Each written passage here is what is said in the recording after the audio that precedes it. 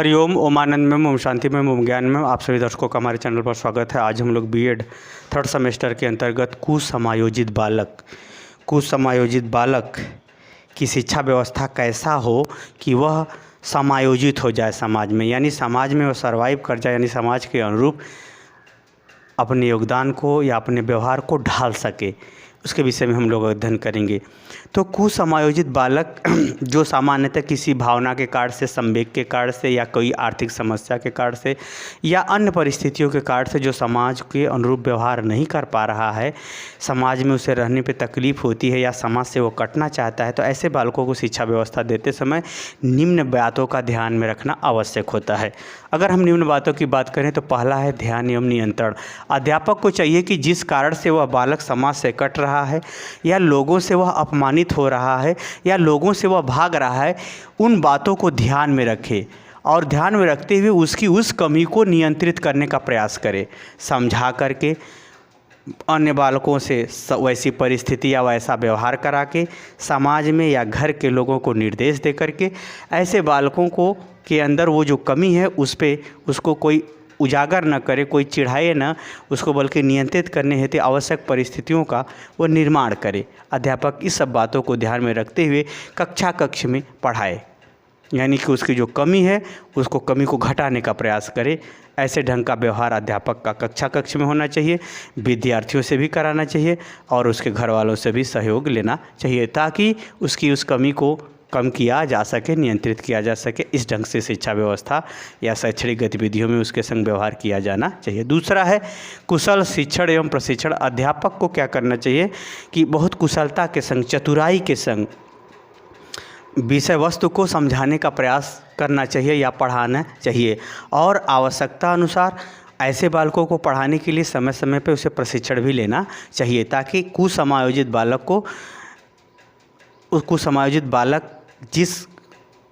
कमी के कारण से हो रहा है उस कमी को दूर करते हुए, उसे समझाते हुए स्वयं से उस कमी को दूर करने के लिए तैयार किया जा सके। साथ ही उसे एक प्रकार से जो है रुचिपूर्ण ढंग से शिक्षा में उसकी रुचि उत्पन्न की जा सके, यानी कुशल प्रशिक्षण अध्यापक द्वारा किया जाए, ताकि बालक का ध्यान ज्ञान पे हो, शिक्षा पे हो। जब शिक्षा पे उसका ध्यान होगा तब वह अन्य क्षेत्रों पर या अन्य गतिविधियों पर उसका ध्यान घटेगा और कुसमायोजन की प्रवृत्ति धीरे धीरे कम हो जाएगी। अगला है तीसरी बात का ध्यान रखना है विशिष्ट अध्यापक। यदि वह गंभीर रूप से कुसमायोजित बालक है, यानी वह आक्रामक हो जाता है या कुंठित हो जाता है, या फिर वह एक प्रकार से समाज के व्यवहारों से, समाज के दायित्वों से भागने वाली प्रवृत्ति का है, तो ऐसे बालकों को विशेष अध्यापक प्रशिक्षण प्राप्त करके, विशेष रूप से प्रशिक्षण प्राप्त करके पढ़ाने का व्यवस्था करना चाहिए। और साथ ही ऐसे बालकों के लिए विशेष पाठ्यक्रमों की व्यवस्था करनी। विशेष पाठ्यक्रम का तात्पर्य है कि जो विषय वस्तु है उसे छोटे छोटे भागों में बांट करके, खंड भागों में बांट करके उसे पढ़ाया लिखाया जाने पर बल दिया जाना चाहिए। आगे है, अगर हम चौथी बात का ध्यान रखें तो उसकी शिक्षा व्यवस्था करते समय ऐसे बालकों को वस्तु को दिखा करके, चाहे आप इलेक्ट्रॉनिक बोर्ड से दिखाएं, चाहे वीडियो से दिखाएं, चाहे चलचित्र से दिखाएं, चाहे नेट से दिखाएं, चाहे प्रोजेक्टर से दिखाएं, यानी उसको जो है उस वस्तु से ज्ञान की चीज़ें या उस जानकारी वाली वस्तु के बारे को दिखा करके, उसके बारे में सुना करके, और उसे कक्ष में कलात्मक रूप से प्रस्तुति करके, उचित हाव भाव के संग प्रस्तुत करके उसे सिखाया जाए तो वह आराम से सीख लेगा या उसको सहज ही सीखने में रुचि उत्पन्न हो जाती है। तो ऐसे बालकों को जब सीखने में रुचि उत्पन्न हो जाती है तो धीरे धीरे उसकी कमियां दूर होने लगती हैं। तो ये सब शिक्षा व्यवस्था उसको, इस सब बातों को ध्यान में रख करके उसकी शिक्षा व्यवस्था करनी चाहिए। अगला परामर्शदाता की नियुक्ति। ऐसे अगर बालक हैं, अगर ज़्यादा बालक हैं या ऐसे स्पेशल बालकों के लिए ही कोई विद्यालय खुला है तो उस विद्यालय में परामर्शदाता को रख देना चाहिए, ताकि वह ऐसे बालकों को जो स्पेशल ढंग से पढ़ा है, समझा है, वह उसके लिए निर्देश दे, ताकि अध्यापक उसका पालन करते हुए उसे सामान्य रूप से सिखाया जा सके और उसकी कमियों को दूर किया जा सके। परामर्शदाता की नियुक्ति। अगला है मनोचिकित्सा। ऐसे बालकों का इलाज के लिए मनोचिकित्सक का तात्पर्य है कि जो मानसिक इलाज कर पाता हो। और व्यवहारिक दृष्टिकोण से कुछ किया जाए तो मानव व्यवहार का अध्ययन करते हुए उसके कमी को उजागर करे, उसके कमी को बताए, उसे हम कहते हैं मनोचिकित्सा। कमी को बता करके दूर करने वाली बातों को जो बताता है या नियंत्रित करता है या दवा देता है, उसे हम कहते हैं मनोचिकित्सा। तो मनोचिकित्सकों का भी सहयोग लेकर के ऐसे बालकों का उपचार कराना चाहिए, उनके देख रेख में उनके परामर्श के अनुसार उनके संग व्यवहार और उनके विषय वस्तु को भी पढ़ाना चाहिए। अगला है कि विशेष कक्षा का विद्यालय। विशेष कक्षा या विद्यालय ऐसे बालकों के लिए, अगर गंभीर रूप से कुसमायोजित बालक है तो ऐसे बालकों के लिए स्पेशल क्लास यानी सामान्य कक्षा के संग संग विशेष कक्षा भी उनके लिए अलग से पढ़ा देना चाहिए। और अगर उस पर भी वो नहीं सीख पाता है तो आवासीय विद्यालय जिसमें कुछ समायोजित बालक पढ़ाए जाते हैं, बताए जाते हैं, उनको सिखाया जाता है या उसमें रहते हैं, तो ऐसे विद्यालय की व्यवस्था करा करके उन्हें सिखाया पढ़ाया जाना चाहिए। आगे है अन्य क्षेत्रों से सहयोग, या एनजीओ है या सरकार द्वारा अन्य क्षेत्रों से जो सहयोग एनजीओ के माध्यम से लेकर के ऐसे बालकों को पढ़ाई लिखाई जाने की व्यवस्था की जाती है, उस सहयोग जैसे एनजीओ के माध्यम से जो सहायता ली जाती है उनसे भी परामर्श लेकर के, सहयोग लेकर के उसके घर के स्तर पर ध्यान रखना, उसके मित्र मंडली पर ध्यान रखना, विद्यालय के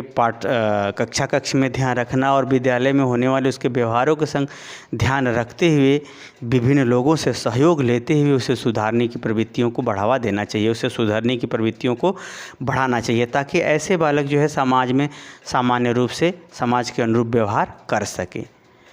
आगे है पाठ्यसहगामी क्रिया। ऐसे बालक पाठ्यसहगामी क्रियाओं से बहुत तेज़ भागते हैं, जैसे खेलकूद से वो दूर रहना चाहते हैं और जो है सांस्कृतिक कार्यक्रमों से दूर रहना चाहते हैं, पर्वों से दूर रहना चाहते हैं, या फिर ऐसे कहें कि ऐसे बालक जो है सामान्य रूप से जो है प्रयोगात्मक कार्य यानी वो जो पाठ्यसहगामी क्रिया होती है उसमें वो नहीं भाग लेना चाहते। तो ऐसे बालकों को जानबूझ करके इसमें शामिल किया जाना चाहिए, ताकि वह नियम, अनुशासन, एक दूसरे के संपर्क में आना, एक दूसरे से परस्पर व्यवहारों में समायोजित स्थापित करने वाली प्रवृत्तियां बढ़ती हैं, तो उसका जो है कुसमायोजन वाली जो प्रवृत्ति है यानी समाज से दूर भागने की या अलग रहने की जो प्रवृत्ति है उसमें कमी आती है, वो धीरे धीरे समायोजित हो जाता है। आगे है अभिरुचि में व्यक्तित्व। अभिरुचि का मतलब हर व्यक्ति में कुछ न कुछ विशेषता होती है, तो ऐसे बालकों में जो विशेष गुण है या विशेष क्षमता है या विशेष जो योग्यता है उसी आधार पर उसके पाठ्यक्रमों को या उसको ज्ञान देना चाहिए, ताकि वो उसी क्षेत्र में अपने करियर का विकास, अपने ज्ञान का विकास, अपने व्यवहार का विकास कर सके। जैसे उदाहरण के लिए सचिन तेंदुलकर को अंग्रेजी नहीं आती थी, लेकिन जब उन्होंने क्रिकेट खेलते खेलते एक समय अत्यधिक ऊंचाई पे पहुंच गए तो वो हुआ क्या कि लोगों का प्रोत्साहन, लोगों की आशा, लोगों का मेहनत उनको जो है धीरे धीरे अंग्रेजी सीखने के लिए भी प्रोत्साहन कर दिया। बाद में क्या हुआ कि सचिन तेंदुलकर अंग्रेजी में ही वो जो है प्रश्नों के उत्तर क्रिकेट से संबंधित देने लगे। तो इसका तात्पर्य है कि अगर उसके अभिरुचि को ध्यान में रख करके उसे हम अगर ज्ञान देते हैं, व्यवहार देते हैं, सिखाते हैं, बताते हैं, प्रोत्साहन देते हैं, तो वह उसी में आगे बढ़ते हुए एक सीमा के बाद वह बहुत अच्छा खासा व्यवहार करने में सफल हो जाता है, अर्थात समाज में समायोजित हो जाता है। तो इस प्रकार से इन विभिन्न बातों को ध्यान में रख करके कुसमायोजित बालक की अगर शिक्षण की व्यवस्था की जाए तो यह बालक आराम से और आसानी से सीख लेता है। मुझे उम्मीद है कि मेरे द्वारा पढ़ाया हुआ आप समझ गए होंगे। समझ गए तो कमेंट बॉक्स में ज़रूर बताइए। साथ ही मेरे चैनल को लाइक शेयर सब्सक्राइब भी कीजिए। हरिओम।